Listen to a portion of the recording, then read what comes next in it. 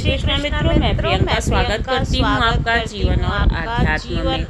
आज मैं आप लोगों के लिए लेके आई हूँ कार्तिक मास में स्नान की तीसरी कहानी। पद्म पुराण के अनुसार जो व्यक्ति पूरे कार्तिक मास में सूर्योदय से पूर्व उठकर नदी अथवा तालाब में स्नान करता है और भगवान विष्णु की पूजा करता है, भगवान विष्णु कि उन पर असीम कृपा होती है। पद्म पुराण के अनुसार जो व्यक्ति कार्तिक मास में नियमित रूप से सूर्योदय से पूर्व स्नान करके धूप दीप सहित विष्णु की पूजा करते हैं, वे विष्णु के प्रिय होते हैं। पद्म पुराण की कथा के अनुसार कार्तिक स्नान और पूजा के पुण्य से ही सत्यभामा को भगवान श्री कृष्ण की पत्नी होने का सौभाग्य प्राप्त हुआ था।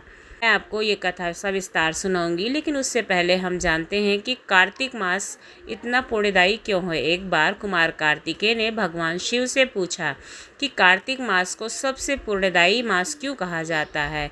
इस पर भगवान शिव ने कहा कि नदियों में जैसे गंगा श्रेष्ठ हैं, भगवान में विष्णु, उसी प्रकार मासों में कार्तिक मास श्रेष्ठ है। इस मास में भगवान विष्णु जल के अंदर निवास करते हैं, इसलिए इस महीने में नदियों तथा तालाब में स्नान करने से भगवान विष्णु की पूजा और साक्षात्कार का पुण्य प्राप्त होता है। भगवान विष्णु ने जब कृष्ण रूप में अवतार लिया था, तब रुक्मिणी और सत्यभामा उनकी पटरानी हुई। सत्यभामा पूर्व जन्म में एक ब्रह्माणी की पुत्री थी। सूत जी के मुख से मैं तुम्हें सुनाता हूँ। नैमिषारण्य तीर्थ में सूत जी ने 88,000 सनकादिक ऋषियों से कहा, अब मैं आपको कार्तिक मास की कथा सविस्तार सुनाता हूँ, जिसका श्रवण करने से मनुष्य के सभी पाप नष्ट हो जाते हैं और अंत समय में बैकुंठ धाम की प्राप्ति होती है। एक बार द्वारिकापुरी में श्री नारद जी पधारते हैं और वह साथ में कल्प वृक्ष का पुष्प भी लेकर के आते हैं। भगवान श्री कृष्ण और श्री बलराम जी उनके चरण स्पर्श करके उनको बैठने के लिए आसन देते हैं। देवर्षि नारद कल्प वृक्ष को भगवान श्री कृष्ण को समर्पित करके और उनके चरण स्पर्श करके वहां से चले जाते हैं। तब भगवान श्री कृष्ण उस कल्प वृक्ष को सत्यभामा जी को देते हैं। तत्पश्चात सत्यभामा जी प्रसन्न होकर भगवान श्री कृष्ण से बोलती हैं कि हे प्रभु, मैं धन्य हुई, मेरा जन्म सफल हुआ। मुझे जैसी त्रिलोक सुंदरी के जन्मदाता ही धन्य है, जो आपकी 16,000 स्त्रियों के आपकी परम प्रिय पत्नी बनी। मैंने आपके साथ नारद जी को वह कल्प वृक्ष आदि पुरुष विधि पूर्वक दान में दिया, परंतु वही कल्प वृक्ष मेरे घर लहराया करता है। यह बात मृत्यु लोक में किसी स्त्री को ज्ञात नहीं है।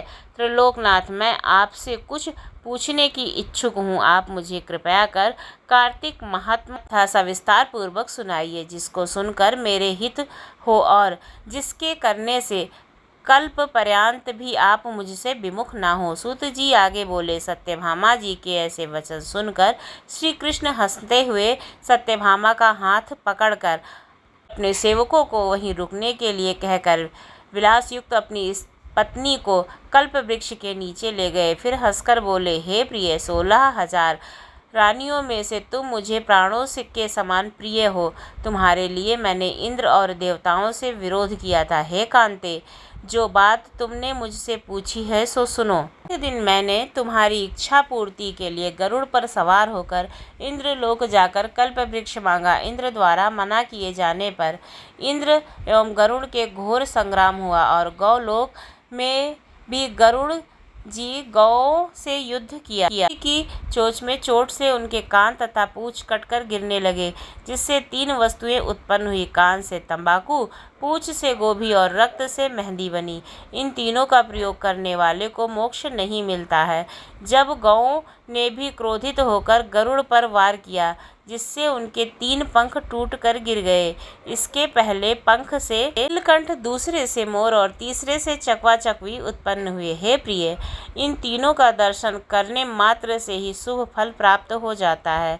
यह सुनकर सत्यभामा ने कहा, हे प्रभु, कृपया मुझे मेरे पूर्व जन्म के विषय में बताइए कि मैंने पूर्व जन्म में ऐसे कौन से दान, व्रत और जप किए थे। मेरा स्वभाव कैसा था, मेरे जन्मदाता कौन थे और मुझे मृत्यु लोक में जन्म क्यों लेना पड़ा। मैंने ऐसे कौन से पूर्ण कर्म किए थे जिससे मैं आपकी अर्धांगिनी बनी। श्री कृष्ण ने कहा, हे प्रिय, आप मैं तुम्हारे पूर्व जन्म में किए हुए पुण्य कर्मों को विस्तार पूर्वक कहता हूँ, सो सुनो। पूर्व समय में सतयुग के अंत में मायापुरी में अग्निगोत्र में वेद वेदांत का ज्ञाता देव शर्मा नामक एक ब्राह्मण निवास करता था। वह प्रतिदिन अतिथियों की सेवा, हवन, सूर्य भगवान का पूजन किया करता था। वह सूर्य के समान तेजस्वी था। वृद्धावस्था में उसे गुणवती नामक कन्या की प्राप्ति हुई। उस पुत्रहीन ब्राह्मण ने अपनी कन्या का विवाह अपने ही चंद्र नामक शिष्य के साथ कर दिया। वह चंद्र को अपने पुत्र के समान प्रेम करता था और चंद्र भी उसे अपने पिता की भांति सम्मान देता था। एक दिन वे दोनों कुश व समिधा लेने के लिए जंगल में गए हुए थे। जब वे हिमालय की तलहटी में भ्रमण कर रहे थे, तब उन्हें एक राक्षस आता हुआ दिखाई दिया। उस राक्षस को देखकर भय के कारण उनके अंग शिथिल हो गए और वे वहां से भागने में भी असमर्थ हो गए। तब उस काल के समान राक्षस ने उन दोनों को मार डाला।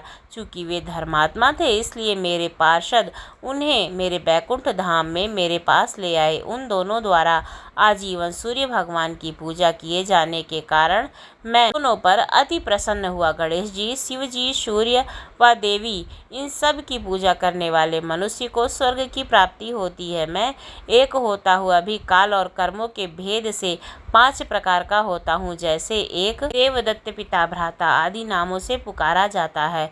जब ये दोनों विमान पर आरूढ़ होकर सूर्य के समान तेजस्वी रूपवान चंदन की माला धारण किए हुए मेरे भवन में आए, तो दिव्य भोगों को भोगने लगे। मेरे पिता और पति की मृत्यु के पश्चात तुमने भी कार्तिक मास का श्रवण किया। जब तुम बहुत बुजुर्ग हो गई, तो गंगा स्नान के लिए जब गई, तो वहां पर तुम उस ठंडे पानी के ताप को न सह पाई और तुम्हारी मृत्यु हो गई। मृत्यु के पश्चात तुम हमारे लोक को प्राप्त हुई। जब मैं यहाँ पृथ्वी लोक पर जन्म लेने के लिए आया, तो तुम मेरे ही साथ आई, इसलिए तुम मुझे अत्यंत प्रिय हो।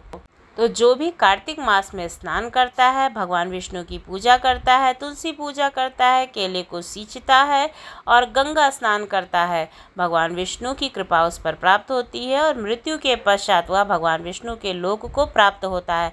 आपको ये कहानी और जानकारी कैसी लगी ज़रूर बताएं। यदि अच्छी लगी तो चैनल को सब्सक्राइब करें।